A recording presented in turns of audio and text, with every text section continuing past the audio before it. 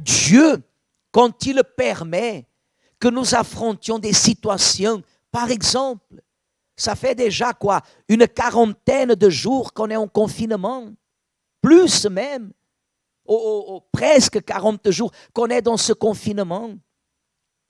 Dieu ne permet pas que rien manque à ceux qui lui appartiennent, à ceux qui affrontent les situations de la vie, les circonstances de la vie, parce que la vie n'est pas facile, mes amis. La vie sur terre, c'est un combat.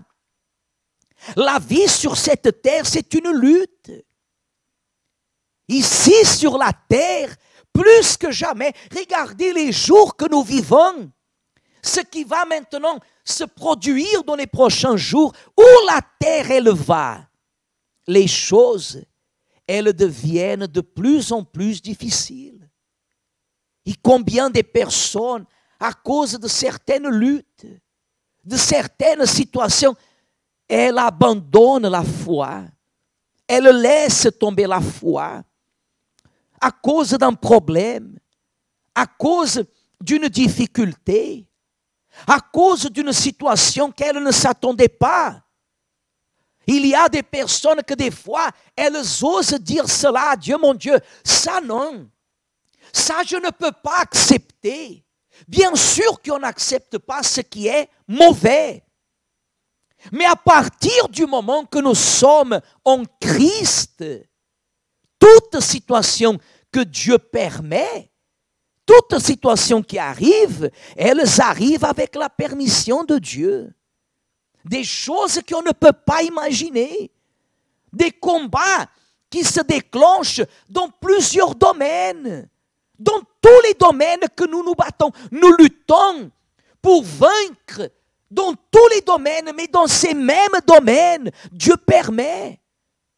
De la vie financière, à la vie conjugale, à la vie sentimentale, à la santé, à la vie économique, Dieu, il permet que tout homme vivant sur cette terre affronte des luttes. Et Dieu permet des situations qui apparemment sont des humiliations. Quand la Bible dit humilier, ce n'est pas que Dieu est en train de se moquer de nous, que Dieu est en train de nous faire souffrir avec plaisir, non. Il nous met à l'épreuve. Dieu n'abandonne personne. Moi, je ne peux pas croire que quelqu'un qui lui est fidèle maintenant en temps de confinement, cette personne se retrouve dans une pénurie, dans une situation délicate, financièrement parlant, et dans d'autres domaines, parce qu'il est fidèle.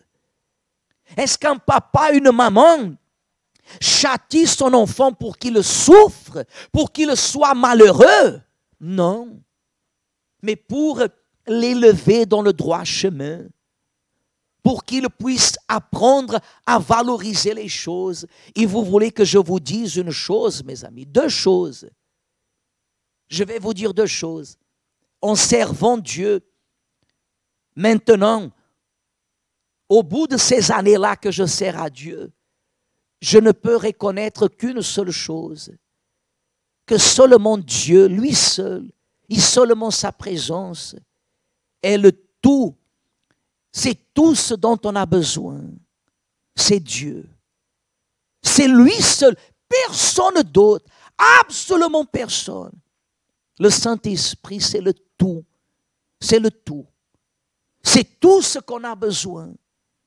Quand la personne est là d'une façon de foi et consciente, la plénitude du Saint-Esprit, elle fait toute la différence.